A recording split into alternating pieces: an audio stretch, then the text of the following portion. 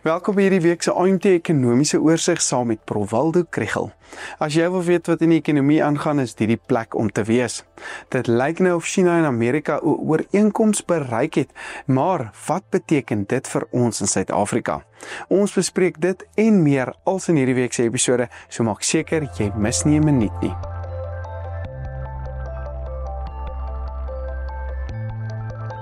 Die rand versterk na R18.31 per Amerikaanse dollar, staan nou op R20.35 teenoor die euro, staan op R24.17 teenoor die Britse pond en op R11.67 teenoor Australië se dollar. Die Brent olieprys styg egter weer 'n bietjie die afgelope week na $65.30 per vat.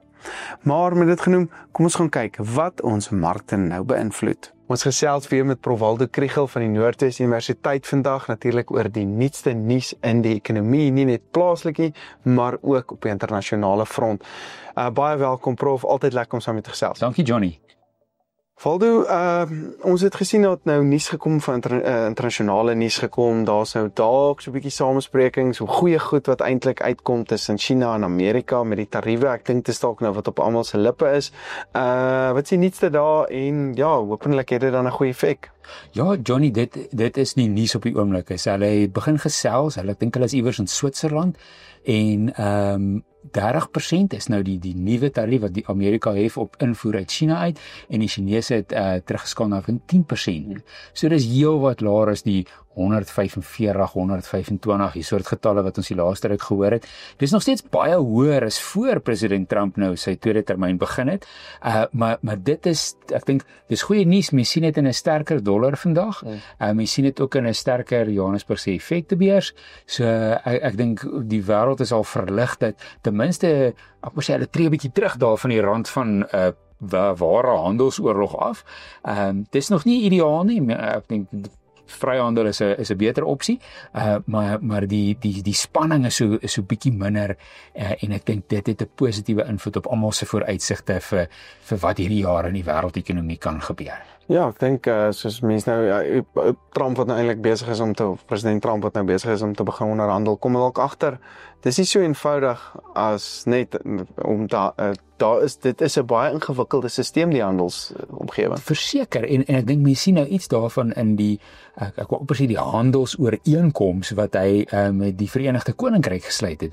Kommentators is dit eens, daai is nie 'n handelsooreenkoms nie. Dit was 'n media geleentheid waarop daar 'n bietjie gesels is oor handel. 'n Ware handelsooreenkoms is 'n ingewikkelde, lang uitgerekte proses wat op die eind goedgekeur moet word deur die Amerikaanse Kongres. Die term wat die Amerikaanse kritici gebruik is, hulle praat van 'n nothing burger. Daar is niks op daai burger wat hy nou met Engeland gesluit het nie. Dit enkele amper sê konsessies wat aan die Amerika gemaak is deur Engeland. So ek dink hulle hef nou 'n deur die bank 10% tarief op Engelse uitvoere of Britse uitvoere na die VSA toe. En daar is enkele uitsonderings. Ek dink die eerste 100,000 voertuie kan sonder tariewe in die VSA inkom, wat Amerikaanse voertuigvervaardigers toe sê, ja, maar hulle voer net 100,000 voertuie uit na ons toe. So ten minste die ou wat sy Aston Martin koop, kry hom nou 'n bietjie sonder die tariewe. Hy moet net eers koop. So dit is nie, dis glad nie ingrypend nie. Ek dink daar is so 'n bietjie toegewings oor Amerikaanse etanol uitvoer na die Verenigde Koninkryk, maar dis nog nie regtig handelsooreenkoms nie.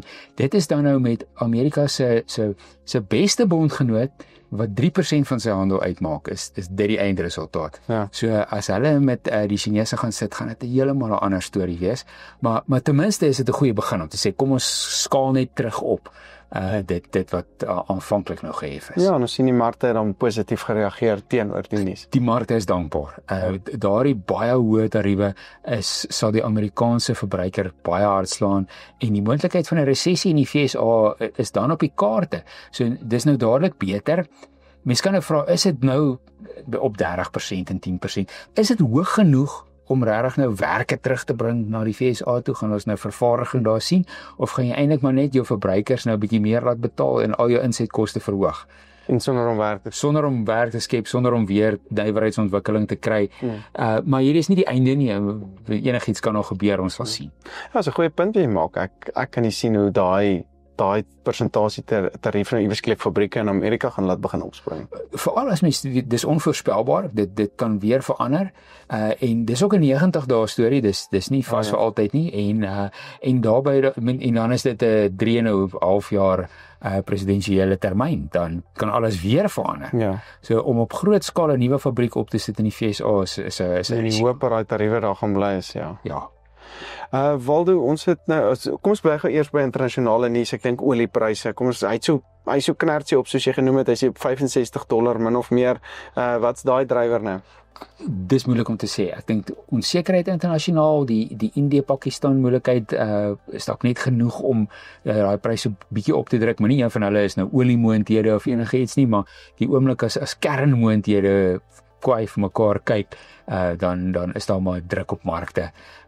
Ja, binne OPEC is dit moeilik om te sê waar al die olie heen gaan. Dit is bietjie 'n bron van spekulasie, want hulle is teen hierdie pryse wat ons nou sien, $63, $65 ensovoorts, is daar eintlik 'n klomp ouens wat graag sou wil meer in die mark lewer, maar op 'n manier kry die Saudis dit so dat hulle die prys so laag hou. En ja, dit is eintlik 'n klomp olie wat rond vloei in die wêreldekonomie en ja, wat presies daaraan gaan is nie so duidelik nie. As ons nou as die markte nou 'n bietjie meer positief reageer teenoor die Trump of die tariewe nuus, die Chinese ekonomie het so 'n bietjie verligting moontlik behoort te kry, die Amerikaanse ekonomie behoort dit dan oor te spoel byvoorbeeld om sentiment rondom oliepryse op te druk om te sê daar kan moontlik beter vraag kom. Daar is die kans vir 'n bietjie beter vraag, maar ek dink nie tot die mate wat jy nou 'n spring in die olieprys sien nie. Daar is eintlik genoeg aanbod en die aanbod is hoog op hierdie stadium. En die Amerikaanse mark, hulle Amerikaners hulle produksie is baie groot. Hulle is nou die grootste enkele produsent en daarmee saam dink ek dis moeilik om te pyl presies wat in die Chinese ekonomie aangaan. Die IMF het in hulle laaste verslag gesê hulle dink 3,5% groei wat vir hulle baie laag is. En ander nuus, die Wall Street Journal het op 'n stadium verlede week gesê iets soos 30 ekonomiese reekse vir Chinese ekonomiese data is nie meer beskikbaar nie. Dit word net eenvoudig nie meer gepubliseer nie. So om van die buitekant af te sê hoe goed of moeilik dit gaan in China raak baie moeilik. En my vermoede is dis dan eerder na die slegte kant toe. Jy steek die goeie nuus weg nie. Ja. So daar's nie druk nie. Ek kyk persoonlik nogal baie na die vraag vir wol ook van Australië af spesifiek en baie keer die kommentaar van die kopers van die wol, die Chinese kopers op hulle veilinge, dan sê hulle die verbruikers was af en dit speel nogal baie sentiment, hulle groei al daai tipe goed. So dit gee vir my nogal 'n halfe indirekte indikasie van eintlik hoe dit uit die Chinese ekonomie gaan. Ja, en men dalk nou met hierdie laer tariewe skep hulle moed. Want daai wol gaan maar weer verwerk as iets anders, baie keer hoofsaaklik na die VSA toe. So dalk is daar 'n bietjie verligting, mens hoop so. Plaaslik as ons nou bietjie plaaslik heen toe gaan, die wisselkoers het so bietjie versterk oor die naweek. Hy het weer teen maandagmiddag weer verswak, hier R18.30 soos jy genoem het. Wat is die dryf nou daar en is daar enige nuus, sommer nog 'n vraag, is daar enige nuus van die nuwe begroting wat uitgekom het en jy het nog 'n paar faktore genoem wat nou ons plaaslik moet na kyk?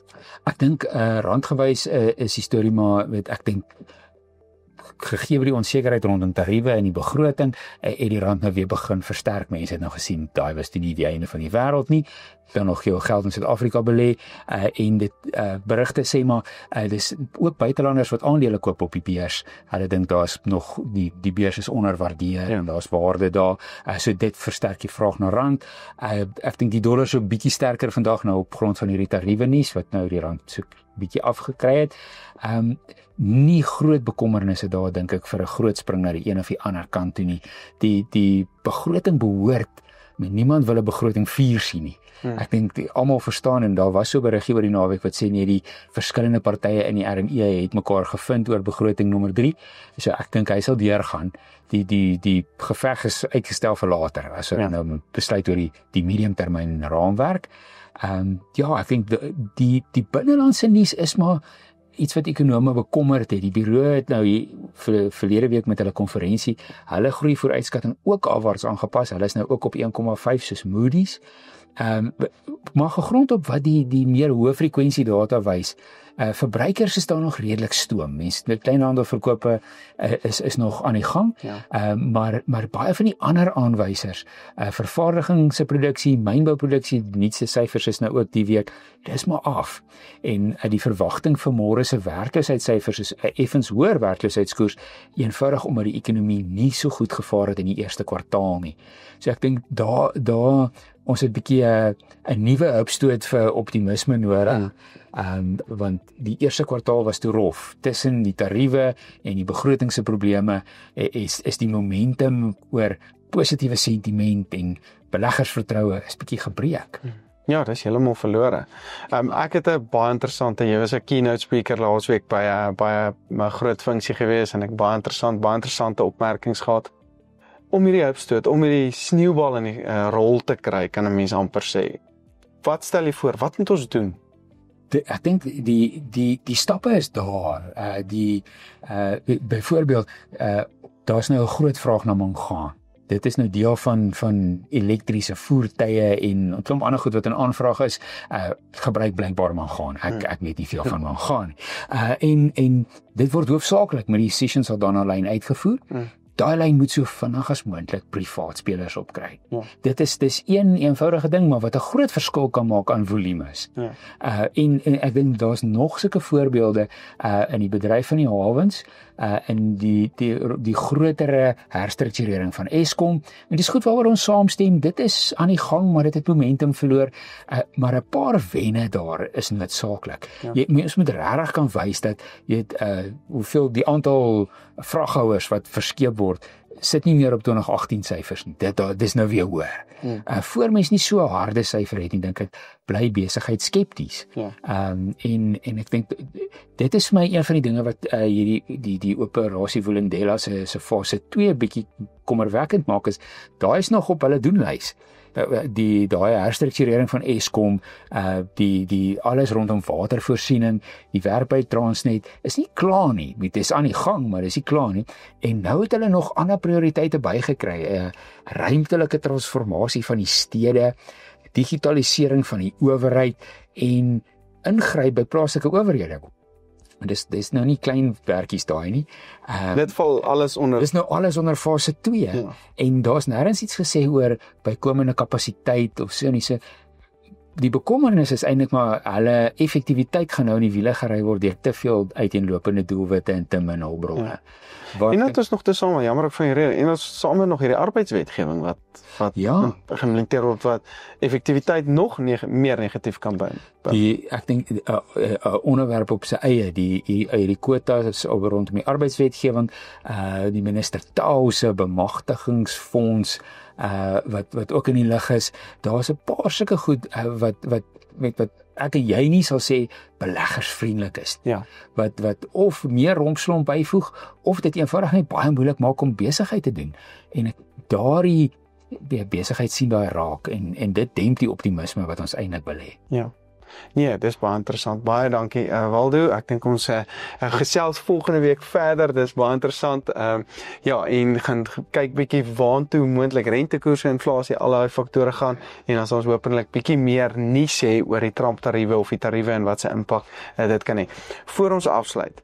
Ek weet daar's baie mense wat nou spekuleer weer oor rentekoerse en waantoe dit gaan. Waantoe skat ons? Ek dink selfs die Reservebank se model is dit nog 1,25 basispunte sny hierdie jaar. Dis hulle eie voorspelling. Die vraag is net wanneer wil hulle sneller trek. Ek hoop dis nou in die Mei maand vergadering.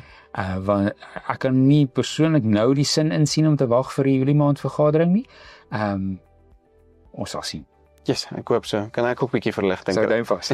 Baie dankie Waldo. En gesels gerus met Waldo as jy hom ook as een van jou sprekers op jou konferensie wil hê. Dis baie insiggewend. Maar baie dankie vir jou tyd vandag. Dankie Johnny.